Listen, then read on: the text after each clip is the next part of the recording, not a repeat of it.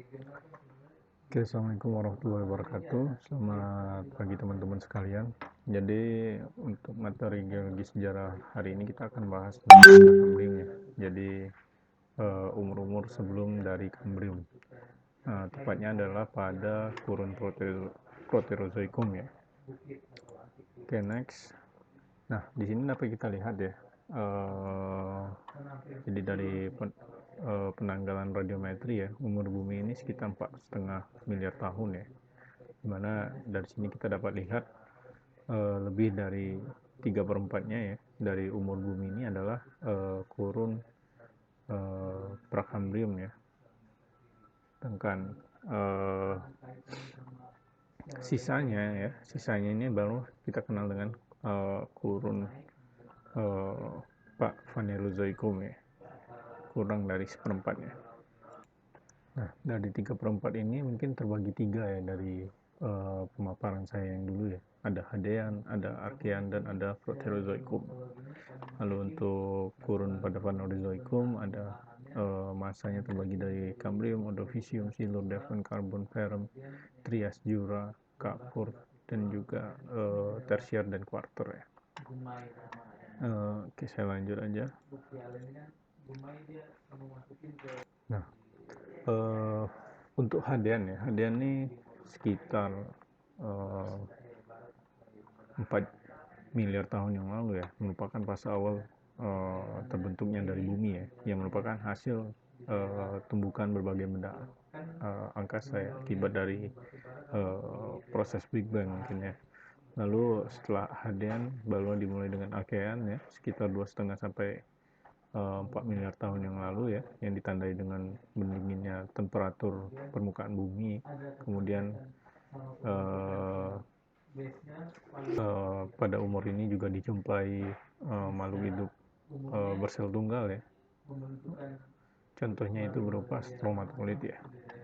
Lalu selanjutnya adalah kurun Proterozoikum ya, dimana kurun Proterozoikum ini terjadi sekitar 542 sampai 2,5 miliar tahun yang lalu ya, dimana masa awal terbentuk dari hidrosfer dan atmosfer ya pada umur ini ya. Lalu awal dari kehidupan pada kurun Proterozoikum ini ditandai dengan berkembangnya makhluk hidup bersel banyak ya. Contohnya ini berupa Carnia dan Deskinsonia ya. Lalu Proterozoikum ini diambil dari bahasa Yunani ya, di mana protero ini artinya awal ataupun berasal dari kata protero, proto atau prototipe ya. Jadi awal dari kehidupan mungkin ya, kehidupan yang besar banyak.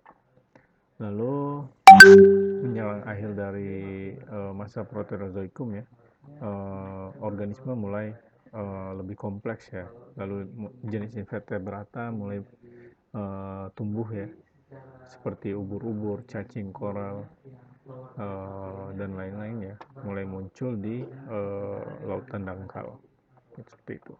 Oke, lanjut ya. Lanjut ya, jadi urutan stratigrafi ya, yang disusun berdasarkan penentuan waktu geologi ya, menggunakan fossil index ataupun umur relatif ya, dari seluruh benua ini memperlihatkan kesamaan ya. Jadi dari korelasi stratigrafi di seluruh dunia ya, disusun suatu kolom waktu geologi yang merupakan standar urutan kejadian di bumi ini ya. Lalu apabila ada penemuan baru ya, mungkin contohnya adanya penemuan fosil, maka kolom ini akan selalu disempurnakan ya, atau dilakukan updating.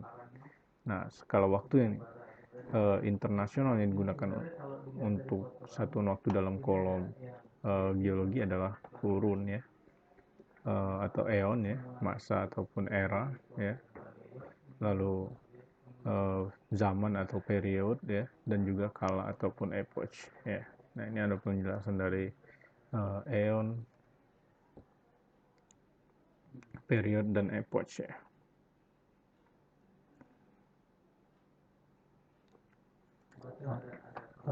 untuk eon ataupun kurun ya, merupakan pembagian interval terbesar ya dari waktu geologi ya.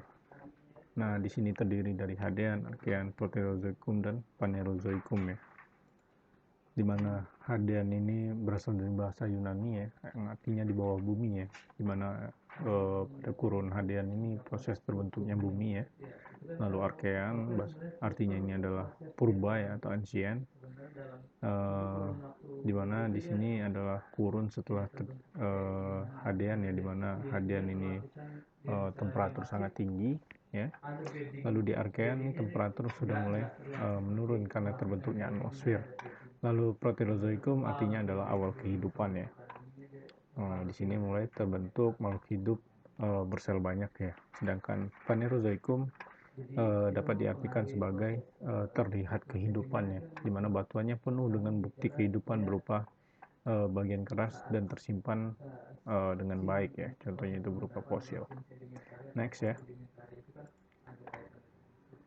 Nah, untuk masa ataupun era ya, jadi pada masa Archean dan Proterozoikum ya, tidak diketahui sebaik kurun Phanerozoikum ya, dimana pada kurun Phanerozoikum masanya dibagi menjadi Paleozoikum ya, Mesozoikum dan Kenozoikum ya.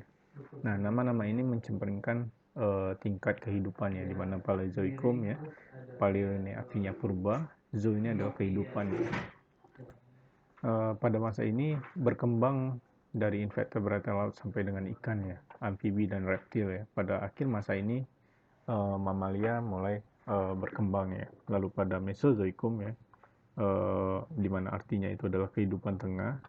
Lalu pada Mesozoikum ini adalah kejayaan dari dinosaurus ya, menjadi vertebrata dominan di darat.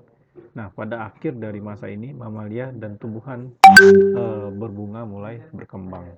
Lalu pada Kenozoikum, di mana artinya itu adalah kehidupan baru, mamalia dominan di darat dan tumbuh rumputan yang penting bagi makanan dari mamalia ya.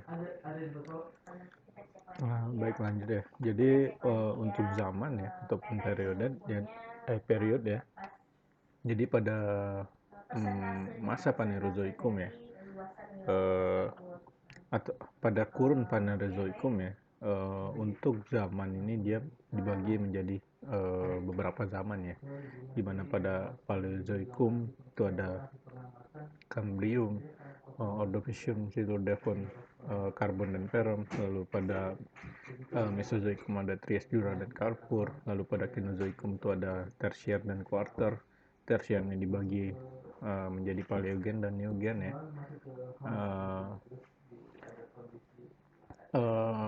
Interval dari setiap masa di tiap zaman pada masa Phanerozoikum ini dia dibagi sekitar 100 tahun ya. Lalu zaman tertua dari era Paleozoikum ini adalah Cambrium ya, di mana pada umur Cambrium ini dicirikan dengan munculnya binatang berkulit keras ya dalam sejarah geologi ya. Nah, sebelumnya binatang ini masih bertubuh lunak ya, jadi tidak mempunyai bagian tubuh yang keras ya, sehingga fosil yang ditinggalkan sangat jarang untuk ditemukan ya, karena batuan yang terbentuk selama Archean dan Proterozoikum ini sungkar dipisahkan dengan fosilnya ya, sehingga untuk memudahkan disatukan menjadi Prakambrium itu ya, karena memang pada umur Prakambrium ini fosilnya ini tidak memiliki bagian tubuh yang keras ya. Lalu yang terakhir adalah kala ataupun epoch ya. Jadi kala dari zaman tersier ya, dijabarkan secara bertahap mulai dari Paleosen, Eosen, Oligosen, Miocene, Pliocene, dan Pleistocene, dan yang terakhir adalah Holocene, di mana Pleistocene dan Holocene ini adalah kala masa atau zaman pada quarter ya.